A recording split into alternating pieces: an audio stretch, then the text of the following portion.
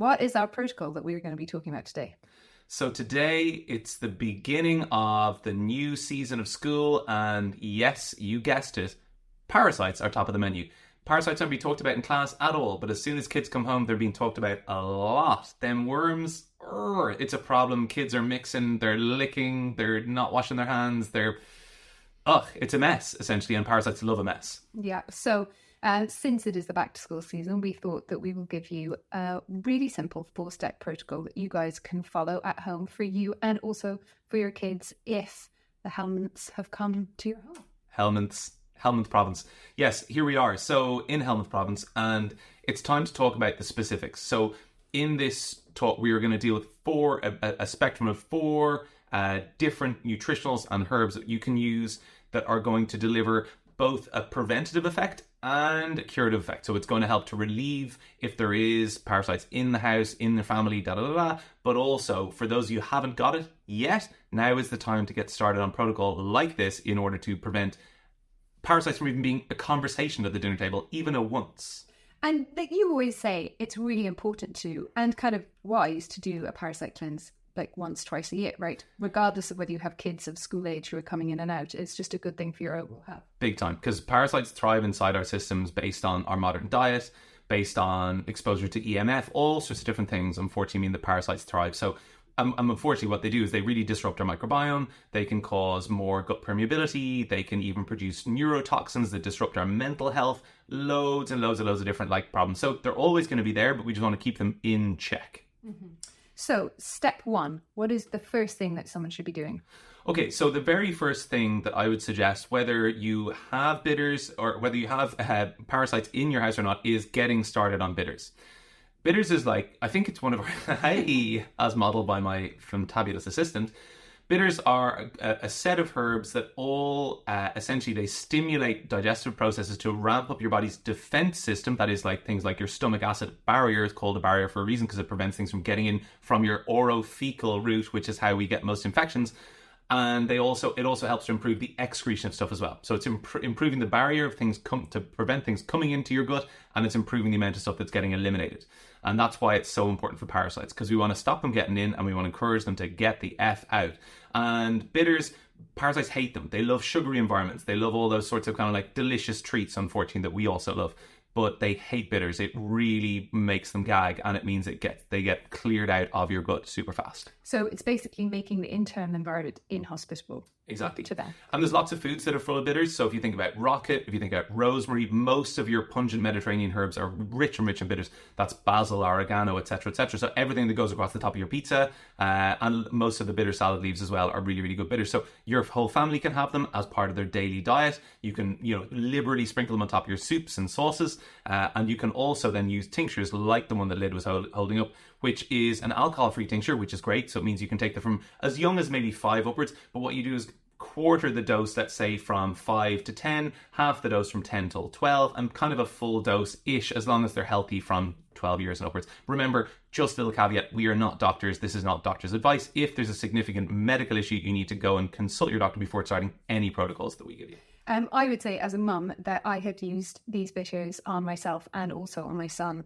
since he was a couple of years younger, and they're very easy to take. You put them in water. He had no objections to them. So I know that there'll be mums out there going oh, my kid had something bitter, but actually kind of fine. Yeah, and if you have to put them in a little bit of apple juice, although it definitely contradicts the protocol, it will still give some benefit. So second stage. So the second stage, I would say, and again, this is a really good one because you have, if you have animals in the house, animals bring in a lot of parasites, and your kids also maul your animals, right? They definitely don't wash their hands every time they've petted Harvey, Harry, whatever you want to call him. And so diatomaceous earth is this amazing microcrystalline kind of almost like a silicate structure. So what it does is it grabs onto things like pathogens and particularly things like parasites, both on your dog. You can actually use it to wash your dog and a dry bath for the dog, and you can also consume it as well, and it really helps to clear parasites out of your gut. If you're doing something like a diatomaceous earth, I really recommend getting extra water in as well, because some of the fibrous nature of diatomaceous earth will bind inside the gut. And actually, if you're doing any of these protocols, what the most important precursor is to make sure that you don't suffer from constipation. If you suffer from constipation, do not do a parasite cleanse until you've solved that first. That's why I was talking about elimination at the start. We have to make sure stuff is moving out before we start to disrupt the internal environment. Yeah, that's true. So bitters, then diatomaceous earth. Third step is... So I've got Pau d'Arco here, but Pau d'Arco or Wormwood are both really, really effective herbs that can help to support what's called vermifuges. They're like, wormwood, of course, it's called wormwood. And so they're vermifuges essentially just, they eliminate parasites, and they've been used for centuries for these things. And like you said at the start as well, doing routine cleanses with teas made from Pau d'Arco or wormwood, or like we said, basil, oregano, these sorts of things, that will actually help to keep the kind of parasite load in your system low enough that you won't then suffer these kind of like big problems when it comes to winter and back to school time. And so this is like a loose herb. Are you suggesting that people make it into a tea, then put it into the bottom of a teapot, steep it, and then drink it like a couple of cups a day? Or can they also get tea bags of it? Honestly, we don't have tea bags of it. There's some interesting regulation around the sale of wormwood and Pau d'Arco, so I would say no. So they get it in a loose thing, and then they just get a loose herb. It's like a teaspoon per cup of boiling water. It's pretty straightforward. And how many cups a day? For an intense sort of cleansing period like this, I would say something like 3 cups a day over for 10 days or 2 weeks. This is all sort of like a 2-week sort of routine, let's say, as long as you're just doing a preventative thing. If you're having to like knock out an actual significant kind of like parasite infestation, gross, then at least 3 weeks to a month, I would say, and continue on once, like, say, so your kids are complaining of like itchy bums, that sort of stuff, and you've done the inspection and there's definitely worms there, then after those symptoms are gone, you still want to probably continue for another, let's say, 2 weeks or 3 weeks anyway, just tapering off slowly off all these protocols. Because the life cycle of the worms is like a 2-week cycle. So if you kill them in the first 2 weeks, the eggs that will really be in there will be hatching again on that cycle. So you need to do it for the course of the month. Just speaking from not personal experience, but just like if, for example, you had worms, that's what's going on. Okay. We all have worms, Lady. You have worms. I know. I literally have worms. Okay, so fourth. So this is amazing. So actually, you taught me a little bit about this, right? Not because I've had loads of worms, but just... Okay, anyway, we'll keep that secret to ourselves. So the pumpkin seeds contain an ingredient called... Curcubitin, yes, which is fun. Curcubitin is a powerful antiparasitic. I kind of somewhat undermined when Lydia brought me some protocols, people talking about taking pumpkin seeds for parasites, because it seemed like a bit of a TikTok trend, but actually curcubitin, when you look into it, does have a powerful anti-parasitic effect. Now, I wouldn't consider it a significant or effective protocol on its own, but when combined with these other things, and also just the roughage, just the fibre going through, that's a really, really powerful way of clearing out those things. Like even like birds have like stones in their stomach, because like gizzards, that's all part of that same thing, breaking down stuff and getting it through the body, and insoluble fibre like that makes sense. So this that agent that's in there, it's a paralyzer. So it paralyzes the worms and stops them from migrating around and out and laying their eggs in places.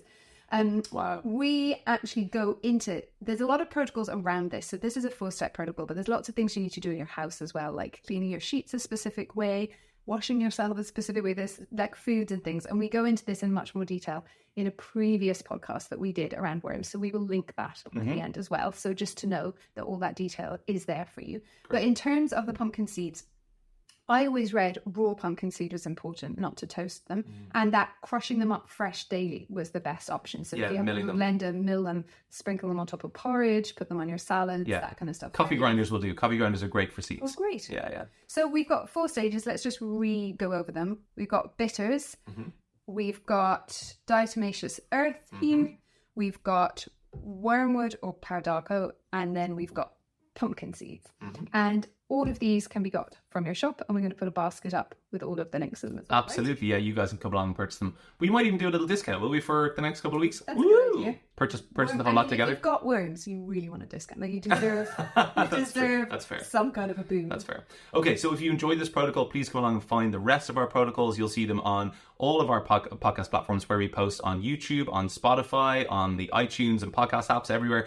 Please make sure that you like, please make sure that you comment and subscribe. All the interaction really helps us to keep doing what we're doing and give you all this free content so you can help to keep yourself and your family well over the winter. We also have a new thing going at the moment where we're doing a series where if you send in a question, and this can be below this video if you want, or on Instagram, about your own personal health query, something you want to see us cover, we will cover that for free in a video on our channel. Also anonymously, crucially. Anonymously. And our favourite question that comes in each month wins a lovely health food hamper from the Hot Sack. A health food hamper from the Hop Sack. The last thing just to mention, we have a fantastic partner you may have heard of, Clearlight Saunas. Clearlight infrared saunas changed my life, actually changed my life, really brought me towards a level of self-care that I didn't even realize that I kind of like needed or deserved. And it took me a few years to kind of work up to the cost and kind of stomaching the idea of it, because it is a big investment, but they have a lifetime guarantee. And these Clearlight infrared saunas are the only sauna that effectively blocks and shields you from EMF radiation coming into the sauna while you're trying to cleanse and get rid of all the crap. They have full spectrum infrared as well, so you don't just have to get a far infrared sauna, which means basically that you get a much more complete cleansing ability, much more effective lymphatic detoxification, much more effective anti-inflammatory benefit, more support for immune system, more support for your energy levels. They are the business, and we love partnering with them, and I get such great benefit out of my own sauna, and Lydia does too, the odd time, the lucky devil. Yay, so lucky. So if you are interested in having a sauna in your home or in your business, get in touch with us and we will give you a significant discount and also all of the information that you need about getting one. 300 quid off, just to say. 300 quid off. It's a whopping amount. Whoop. Okay. Thank you so much for being here, and we will see you again soon. Bye. We'll see you again soon.